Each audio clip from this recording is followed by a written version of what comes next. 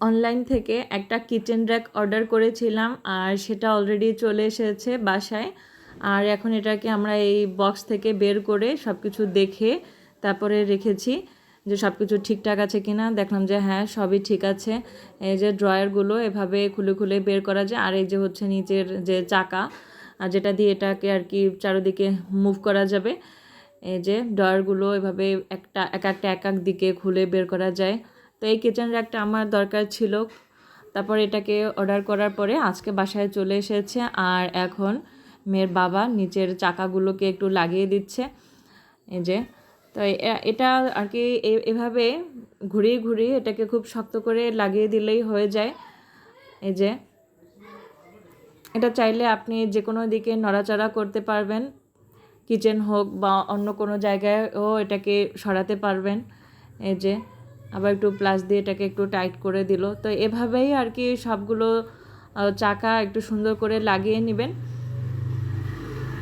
যে তো এটাতে ভালো হয় পাকের ঘরে পেঁয়াজ, রসুন, আলু, তারপর শাকসবজি, তারপর চাইলে বিভিন্ন ফল টল রাখতে পারবেন, ফলমূলও রাখা যাবে।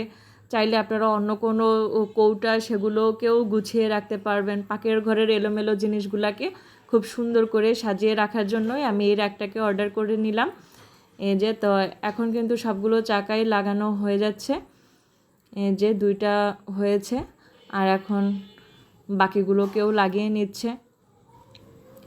তো আসলে এরকম একটা র্যাক পাকের ঘরে থাকলে কিন্তু কিচেনের লুকটাই চেঞ্জ হয়ে যায়। তো সব কিছু এলোমেলোভাবে ছড়িয়ে ছিটিয়ে না রেখে এভাবে একটা র্যাক কিনে নিলে ভালো হয়, সব কিছু গুছিয়ে একসাথে রাখা যায়। তো এই যে ইতিমধ্যে আমাদের এটা লাগানো হয়ে গেল। কিছুক্ষণ আগেই ফোন করে জানলো আর কি, ঠিকানা জানলো। তারপরে আমি বলার পরে এটা আর কি বাসায় দিয়ে গেল। এই যে দেখেন কত সুন্দর করে এটাকে এক এক দিকে যে বের করা যায় ড্রয়ারগুলো।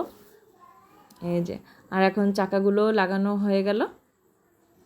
এই যে আর এখন এটাকে আমি পাকের ঘরে সেট করে দিলাম। আর এখন এখানে আমার প্রয়োজনীয় সব কিছু রেখে দেব। আল্লাহ হাফেজ।